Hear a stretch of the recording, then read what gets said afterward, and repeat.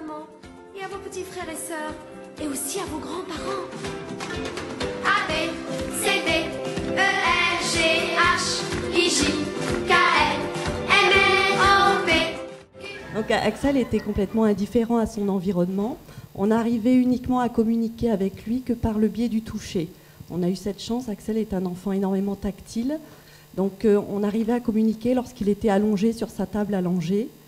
Et là, on communiquait par le toucher. C'est seulement là qu'il nous regardait, en fait. Donc, pour l'application de la méthode proprement dite, donc la première année, nous avons stimulé Axel entre 37 et 40 heures par semaine, à l'aide d'une trentaine de bénévoles que nous avons trouvés par le biais de médias régionaux, enfin surtout le Courrier Picard, le Journal des Amiénois, et puis les affiches dans les commerces qui sont... Il ne faut pas hésiter à mettre beaucoup d'affiches, ça ramène du monde. Donc on a stimulé Axel tous les jours, du lundi au dimanche, de 9h à midi et de 14h à 17h ou 14h, 18h. Donc vraiment la première année, on a mis le paquet avec un peu moins d'heures le dimanche. C'était plutôt 3-4 heures le dimanche.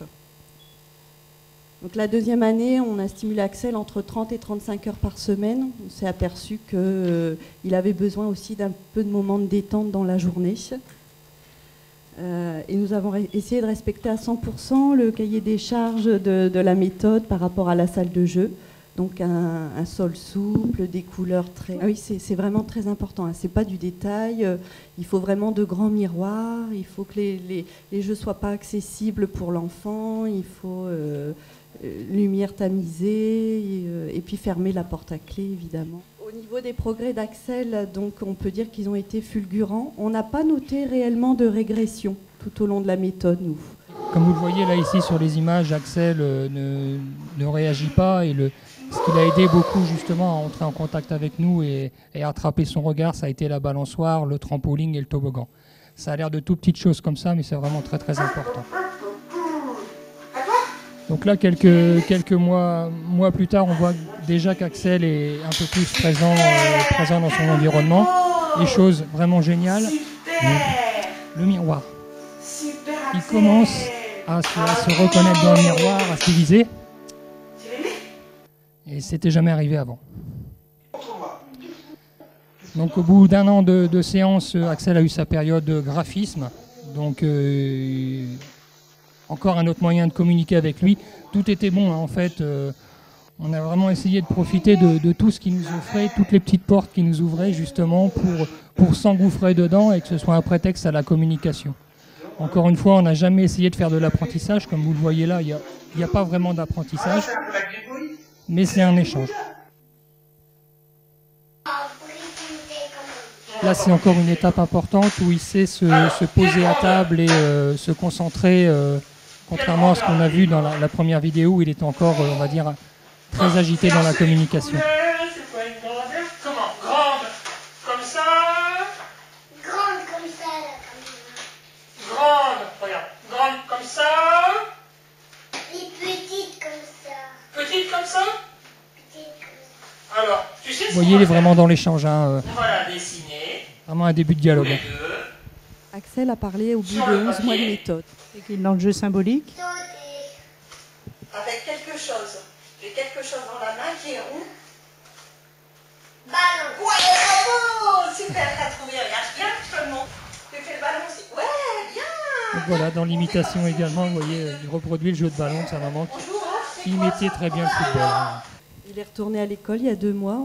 On a commencé une demi-journée et puis là, il est à 2 demi-journées et ça se passe bien. Il semble content d'y aller, il pleure pas, il n'a pas de cris, il participe bien. La maîtresse me dit que des fois, c'est lui le plus calme de la classe. Elle le cite en exemple. Elle dit « Faites comme Axel, il est sage, il répond bien aux questions ». Il avait tendance à répondre à toutes les questions de la maîtresse. Comme il sait beaucoup de choses, mais maintenant, il laisse le temps aux autres élèves de répondre. Il n'a pas d'AVS. Il n'a pas d'AVS du tout. C'est vrai que la maîtresse a une attention particulière vis-à-vis de lui. C'est vrai qu'elle va plus souvent le voir par rapport aux autres enfants. Elle reste à côté de lui parce qu'il a eu l'habitude avec la méthode d'avoir toujours un adulte à côté de lui. Alors peut-être qu'il ne se sent pas peut-être encore capable de faire tout seul alors qu'il a vraiment un niveau très bon, hein. Il sait déjà lire, écrire, compter.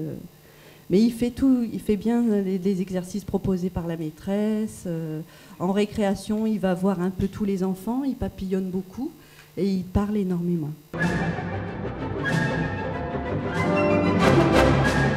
Je suis la maman de Salim, donc qui a débuté la méthode des 3I en octobre 2008. Il avait alors 5 ans, il était hyperactif, ne disait que quelques mots, ne comprenait pas les consignes, il ne restait pas assis, ne rentrait pas dans les apprentissages scolaires et était très perturbé par tous les changements. Après 18 mois de méthode, il a intégré l'école progressivement, quelques heures par semaine en grande section. En septembre 2010, il est entré en CP à mi-temps et nous avons augmenté régulièrement son temps, et ceci très progressivement en tenant compte de son rythme. Nous avons parfois retardé une augmentation du temps de scolarisation prévu d'1 à 2 semaines s'il était fatigué ou si on avait plus de mal à le canaliser. Donc, pour sa maîtresse sur ses bulletins scolaires depuis le début de l'année, il s'est rapidement adapté et a trouvé sa place sans problème dans la classe où il est parfaitement intégré. Il a acquis beaucoup d'autonomie et fait des progrès énormes, que ce soit au niveau des apprentissages ou au niveau des relations avec les adultes ou avec les autres enfants. Donc aujourd'hui, il est scolarisé 20 heures par semaine. Il lit, il écrit, il fait ses dictées et il comble progressivement ses lacunes en maths, matière qui est plus difficile pour lui. Et à la rentrée prochaine, il est prévu qu'il intègre le CE1 à temps plein. Hier encore, j'ai une bénévole qui m'a dit « Te rappelles-tu, il y a 2 ans, comment pourrais-je oublier l'emmurement de mon fils, cette coquille vide sans devenir ?» Il y a eu les moments d'angoisse, beaucoup de nuits sans sommeil, les questions sans réponse et puis la mise en place de l'espoir, le recrutement de mon armée et puis les désertions qui me paniquaient. Et les périodes de découragement, et au bout de 15 mois d'acharnement, le langage et la propreté se sont mis en place. Il avait 3 ans et demi. Et puis bon, beaucoup de choses, parce qu'on ne peut pas parler de tout. Au bout de 20 mois, début des questions et prémices d'échanges remplis d'espoir. Et puis depuis mi-mars, depuis le 15 mars, l'école. Il adore y aller. J'adore le voir courir vers les copains et les copines et rire avec eux. Il se raconte des choses, je ne sais pas ce qu'il se raconte. Il est tyrannique avec ses sœurs. Ma fille est née et j'ai une deuxième fille qui a 8 ans, qui est à l'école. Là. Il veut sans cesse jouer avec les deux. Il m'appelle et me cherche lorsqu'il ne me voit pas et surtout, il fait beaucoup de câlins. Il commence l'humour au second degré et fait de l'animisme. L'autre jour, il pleuvait et il me dit « Le soleil pleure ». Je lâche prise depuis 1 an. Je lui fais confiance, plus de stress, plus d'angoisse. Je pense que ça l'angoissait aussi. Je prends ce qui vient et je le remercie tous les jours de ce qu'il me donne. Oui, je me rappelle il y a 2 ans et j'ai enfin un fils avec encore des petites spécificités. Et je suis certaine qu'un jour, il aura sa vie d'adulte autonome.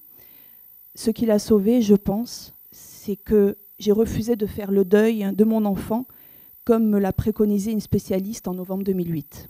Voilà.